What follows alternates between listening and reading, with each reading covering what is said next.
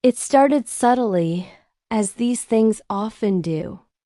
A small detail, slightly off-kilter, in the familiar landscape of my apartment. I live alone, and I like my space a certain way. Everything has its place. So when I first noticed the chair, I chalked it up to my own forgetfulness. It was the old wooden armchair in the corner of my bedroom. The one I never use, but keep because it was my grandfather's. Its usual spot was angled towards the window, a silent observer of the city outside. But one morning I woke up and it was turned.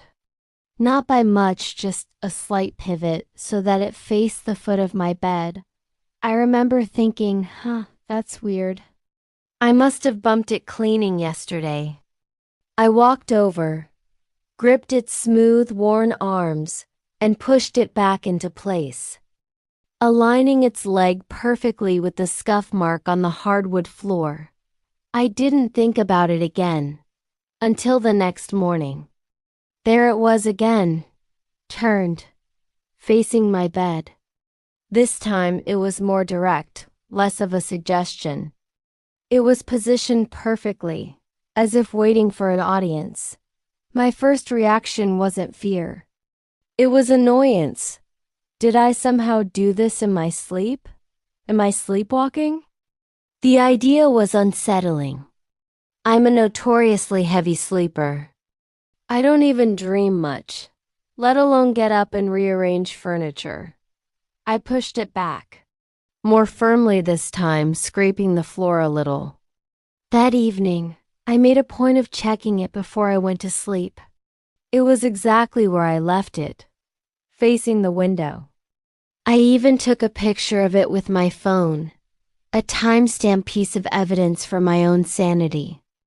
The next morning, my heart hammered against my ribs before I even opened my eyes. I knew. I just knew. I slowly sat up, and there it was, staring. It was perfectly centered, facing me directly, its empty seat like a gaping mouth. I checked my phone. The picture from last night was there, the chair by the window. I looked at the chair now, facing my bed. Cold dread, sharp and icy, trickled down my spine. This wasn't me. It couldn't be. My apartment is on the 3rd floor. The door has 3 locks, all of which were bolted from the inside. The windows were locked. No one could have gotten in. My mind raced through 1,000 rational explanations, each one more ridiculous than the last. A prank? By who? A draft? Strong enough to move a heavy oak chair? It was impossible. For a week, this became my morning ritual. Wake up, see the chair, feel a jolt of cold fear, and push it back. Each day, the defiance felt a little weaker. The simple act of moving it felt like I was pushing against something unseen, an invisible will that was stronger than mine. The air in the room grew heavy, stagnant. I started having trouble sleeping. I'd lie in bed staring into the darkness where the chair was supposed to be, my ears straining for the sound of scraping wood. I never heard a thing. The silence was absolute. But every single morning it had moved. Then, one Friday, I just stopped. I woke up, saw the chair in its now familiar position, and I just stared back at it. I was so tired. Tired of fighting it. Tired of being scared. Tired of questioning my own mind. A strange thought crept in. What if I just leave it? What is it waiting for?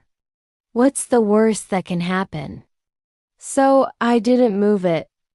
I got up, got dressed, and went to work, leaving the chair to its silent vigil. All day, my stomach was a knot of anxiety. I kept picturing my empty apartment, the chair sitting there, watching the bed where I slept. What was the point?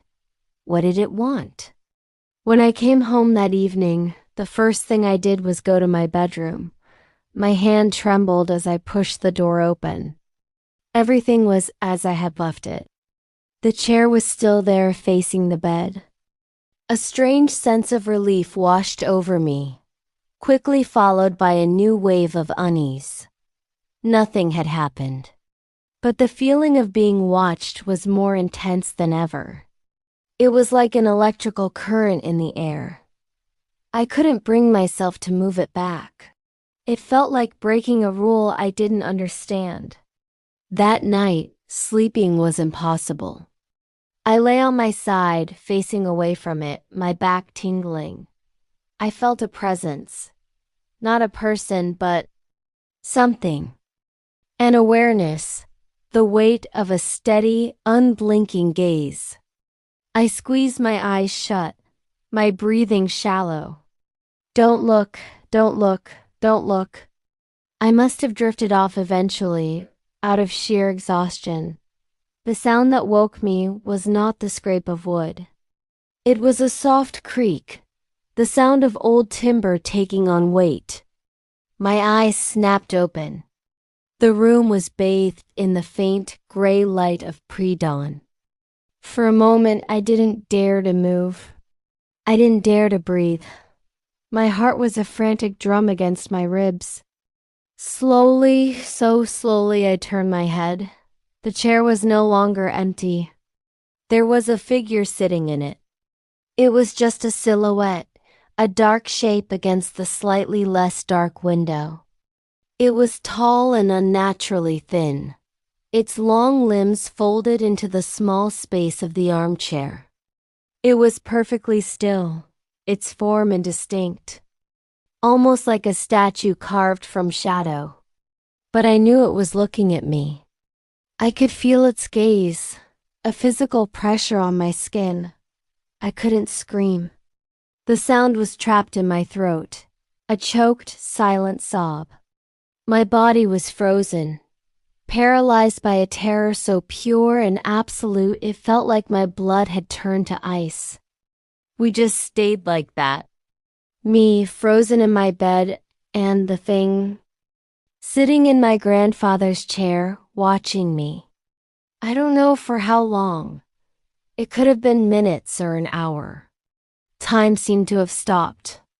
The sun began to rise, and as the first real rays of light sliced through the blinds, the shadow seemed to thin. It didn't stand up or walk away.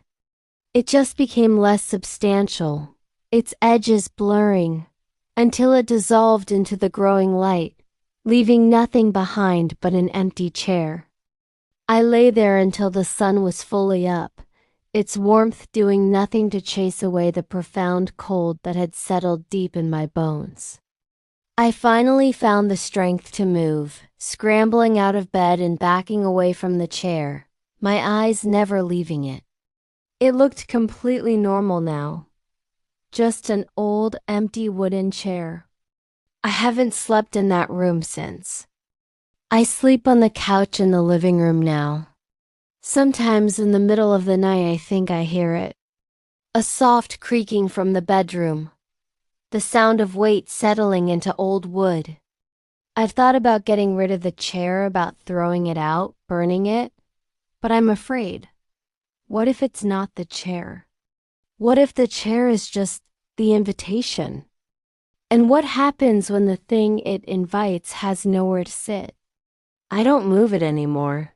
I just keep the bedroom door closed. I know it's in there, waiting, facing the bed. And I know that sooner or later I'm going to have to go back to sleep in my own room. The question is, will I be sleeping alone? The next morning, I finally worked up the courage to go back into the bedroom in daylight. I told myself I needed closure, a practical explanation. Anything. The chair was still there, angled toward the bed like it always was now. The room smelled faintly of old wood and something colder like rain trapped in a basement. I stared at the floor. I'd been so focused on the chair moving. I never thought to look at what it left behind. There were scuff marks on the hardwood. Not one. Two. Two sets of grooves, pressed into the finish like the chair had been dragged from two different directions. One trail lined up with the window. The path I knew. The path I fought. The other trail started at the side of my bed, right where my feet would touch the floor when I stood up. I stood very still, trying to swallow around the dryness in my throat. Then I noticed something else. A third mark. Fresh, darker than the rest. A small arc in the wood, like a chair leg had rotated. But recently. Not toward the bed. Toward the door. As if whatever sat there last night wasn't just watching anymore. As if it was learning the shape of the room. Learning where I go. I backed out slowly and shut the door without blinking. That night, on the couch, I finally did something I hadn't done all week. I checked my phone. There was a photo in my gallery I didn't remember taking. A timestamp 2:17 a.m. It was my bedroom. My bed. The chair at the foot of it. And in the corner of the frame, just barely caught in the mirror, was me. Standing up. Facing the chair. Like I'd been the one invited. I tried to tell myself it was exhaustion. Stress. A brain searching for patterns in the dark. But the fear didn't live in my thoughts anymore. It lived in my body. One afternoon I opened the drawer of my nightstand and found something I hadn't seen in years. A small cassette tape, labeled in my grandfather's handwriting. For when you start seeing it. I sat on the edge of the couch for a long time holding it. Like it could bite. I don't even own a tape player. But that night, I drove to a thrift store, bought one, and brought it home like a confession. I pressed play. Static. A soft click. Then my grandfather's voice, older than I remembered, calmer than I deserved. "Kid," he said, like he was sitting right beside me. "If you're hearing this, then it found you." My hands went numb. "It doesn't come because you're weak," he continued. "It comes because you have a seat, a place you keep, a place you won't let go." The tape hissed, then his voice lowered, almost a whisper. "Don't move the chair, don't fight it. That only teaches it you can be pushed." There was a pause and a long breath. "If you ever see it, don't look away first." My throat tightened. "Because it's not watching to hurt you," he said. "It's watching to learn you." The tape clicked off. In the silence, I realized my bedroom door wasn't fully shut. It was open an inch. And from inside that dark room I heard it. A soft creak. Old wood accepting weight. Like someone had been sitting there the whole time. Listening with me. That night, before I slept on the couch, I stood in the doorway of my bedroom. I didn't go inside. I didn't turn on the light. I just look at the chair. I made a rule, and I say out loud in a voice that doesn't sound like mine. "You can sit there, but you don't get to come closer." The first time I did it, nothing happened. No breeze, no sound, no answer. But the next morning, when I finally looked into the room, the chair was still facing the bed. Exactly the same. Only now, on the floor beneath it, was a new scuff mark. The chair leg had moved. Not toward the bed. Toward the door. Just a few inches. As if it had heard me.